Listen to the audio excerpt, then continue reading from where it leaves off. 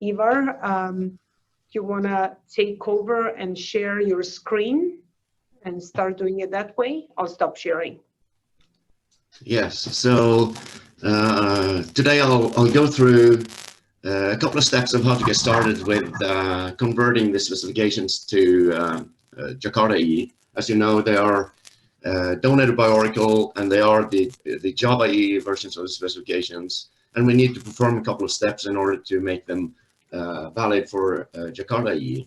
And I think we've been promised that they should be available, at least a couple of them, either tonight or tomorrow. So when you see an email in your inbox, if you're a developer or committer on a project, you will get an email that there are some documents available in Bugzilla or IPzilla, some link to there. You just log in there and download the zip, and I'll show how you go forward from that step then. So I'll just share my desktop here. Let's see that I take the correct one. This one. There we go. So not this. Let me get another browser. Let me see, this one, I think. So, no, not that one. Sorry. There you go. So, the specification I'll demo here today is the security API. So, just imagine now that I've gotten an email, I've logged into the issue in the Eclipse Foundation tooling, and I've downloaded the zip file. So it will look something like this. You get a zip file. So what I'll do is to just unzip it and have a look at how it looks. So I'll just extract it here. Go ahead. So I've got it here. You see I have the security folder here, and I have the source for this specification document. Now, all the documents have been converted to ASCII doc, no matter what the previous format was. Now, I happen to know that the security spec was ASCII doc all from the beginning, so this transformation is pretty easy and straightforward. If it has been converted from, for example, a Word or something else, it may be one big file. So the recommendation there is to split it up in different sections, as is already done here with the security, since it's a rather new spec, so it was written in ASCII doc from the beginning. So this is probably the easiest one to go forward with. So I just checked, verified that it is here. I can build it if I want. The POM file is there, so I can start build it and have a look at it. Or I can just go ahead and put it into the existing infrastructure of the security spec. So what I've done here is I've forked the security API to my private repo in order to just do it locally here and push it to my fork, and then I'll create a pull request into the main repository so they can have a look at it. So I've done that here, and I cloned this one down to my computer here. So this document or this project has a parent POM. It has a API where the Java doc is generated from, and it has the specs. So in this case, you have both the API and the spec in the same repository, and that is because this project chose to have it so. You may split them up in different repositories, and there are good reasons for doing that, and there are good reasons to keep them together. And it's just a matter of taste. We're not dictating you have to do this and that. The advantages of having them together is that you can version them together. You can reference API easily from the spec documents and back and forth. So that is a good reason for having them together as this. If you want to release like minor updates to either the API or the spec documents independently of each other, so to just push patches or service releases, it may make sense to split them in different repos. But it's just a matter of the taste for your particular project, or how you see it evolving, and you can always change it later. So in this case, we have the spec and API in the same. So if I open the spec document, you will see that all the specs have this same structure. It has a ASCII folder where you have a scope statement. And this is how the Jakarta EE specifications were. We just added a scope statement, and that's it. So what we need to do here is to add the real specification document. And the easiest way of doing that is actually just to take the ASCII files from the downloaded source and just copy it into the same folder. So let's see if we can hit it there. Clearly, you see I have all the sources in the new one.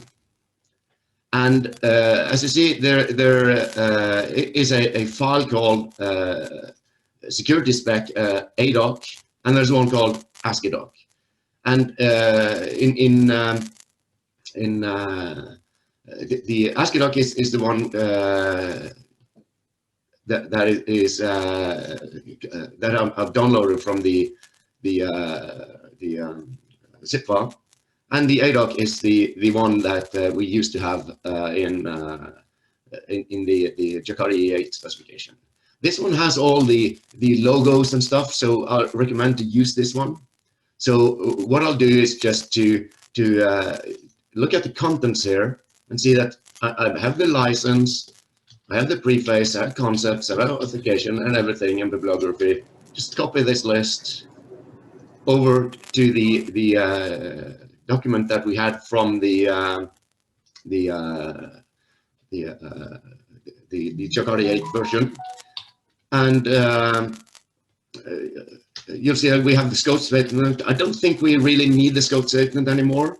It's more a project scope statement, but if you want to leave it, just leave it, but find a way to place it there. But what you actually should do is just replace the scope statement with the contents of this, the specification. And also see we have the EFSL license, which is the one you're going to use. So you can remove the old license from the Java EE version, and also remove the scope just for fun here. So this is what I've done. So what I'm doing now is just to simply type Maven clean package. Let's see how it goes. So as you see, this one is super easy since it's already where in ASCII doc and already where in different chapters, so you don't have to split it. But I really recommend do this split and take them independently, so you'll be able to work on it in parallel. So it's building here. It's creating both an HTML version and a PDF.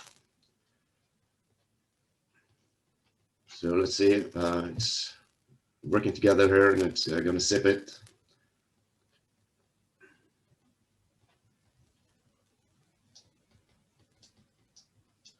Let's see, it wasn't that slow this morning, but it's working.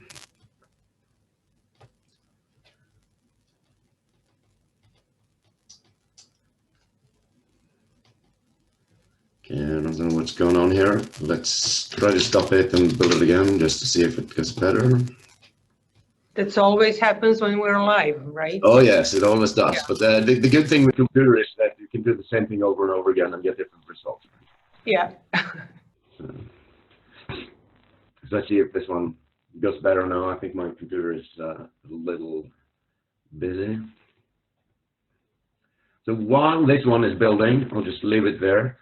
I'll go in and look at where we have the description of the steps you should perform to do this stuff. So just go into my GitHub here. It's the easiest way to navigate to. So you can go into the Jakarta organization. It's github.com/Jakarta EE, and under the specification committee, we'll publish this link after this this meeting as well. we have this steps Java EE to Jakarta EE ASCII doc. So you can go in here and see the steps needed. And here's the steps that I've done now. I downloaded the document, I unzipped it. I didn't create a branch yet, but that is what you should do. Then I copied the contents of the zip into the original spec document. And the next thing I'm going to do is commit and push the branch and then create a pull request. But I wanted to just build it first, and I'm not sure why it's so slow. Oh, it's a success here. So let's go in and look at it. So I'll just open the, you see it creates a zip file here. So I'll just unzip this one.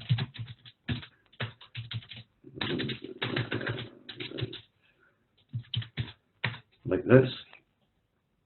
So I'm getting let's just look at the PDF here. It should be able to open. Okay, it won't.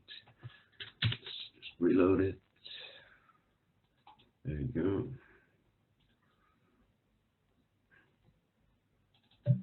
So it doesn't want to open. Let's go out in my browser here. Open the file. Security, spec, target, and we have the security spec, and we have the PDF here. And as you see, it's a nice Jakarta EE security specification. It has a new version, the date, everything. The table contents is there, so it has all the correct information. It has the explanation, specification license, and it has all the contents. As you recognize from the Java EE version. So the next step going forward here is to replace all the stuff that is related to Java EE and references to the Java EE names and specification. And this is where the real work is. What I'm doing is just showing just get it into your repo. And the instructions for how to do it after you've done this preparation step is to follow these cleanup steps. And the main thing is to change all references to Java EE to Jakarta EE, which is pretty easy, just certain in place. And then you need to replace all the references to JCP with the corresponding Eclipse processes. And then references to JSRs. You should use the specification, the name and version of the specification, rather than using a JSR number. So then you avoid the ambiguity there. If you reference a existing Java EE technology or acronym, then and JSR, this is okay as long as you just state it in the beginning of a document that these are existing specifications you're referencing. And when you do the references, just make sure that you don't change anything. The behavior or the meaning of the document should be equivalent. It's just the Jakarta EE version and not the Java EE version. That is the first step. As soon as you have done the document, then you can start modifying it. But that will be according to how the Jakarta EE9 is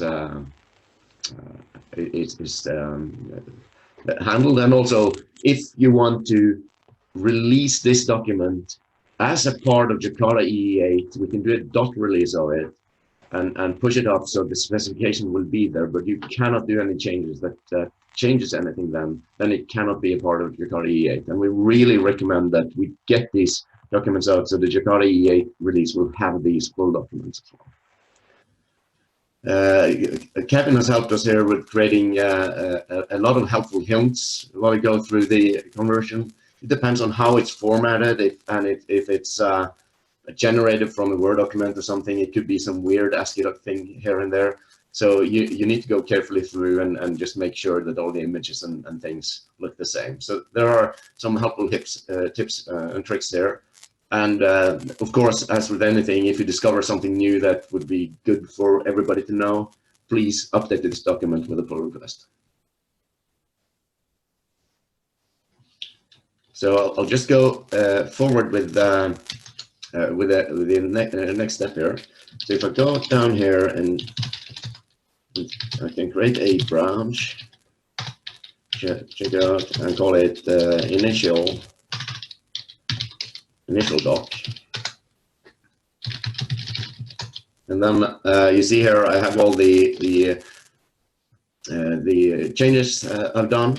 So I'll just add everything, git commit, initial version. Still has Java EE refs, so we need to change that. I'll sign off the pull request, which you need to do if you're not a committer on the project, and then I'll just push it to my fork.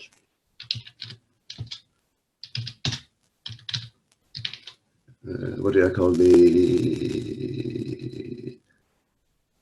branch here? Initial doc. So I've done a quick update. Added the spec documents here. I can go in and now do a pull request to the actual project. And here I would say that if you plan on doing this change before you do any other changes, which I really recommend you should do, you should just merge it into master and then start working.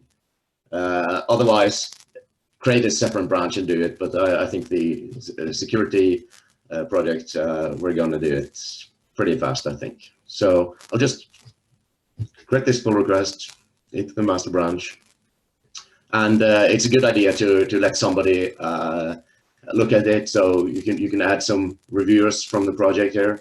Maybe Arjun wants to look at this one, for example. And then when it's approved, we'll just push it. And he's really fast. He's already improved it. So as soon as this one has completed the checks, we'll just merge it. So, any questions so far?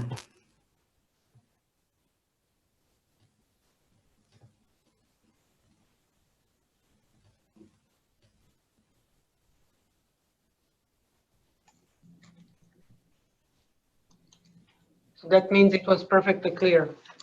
So was this helpful? Yeah, I think this is helpful. It's just a good overview of the work that we need to do. So yeah, I think it's helpful indeed. Yeah, at least it's a start, so you can just get the document in there and then get the ASCII document. After that, it's manual labor, it's tedious, and it's probably not going to be right on the first attempt. So you just have to go some iterations and just do it. Yeah, I think the thing is that we are getting the documents now. I think it's quite similar to the work we did for the ASCII doc. Sorry, for the Java doc. Exactly, yeah. So I think everybody who did that type of job before is quite familiar with doing this. It's just from the look of it, replacing all the trademarks, all the references, all the copyright statements. It should be doable.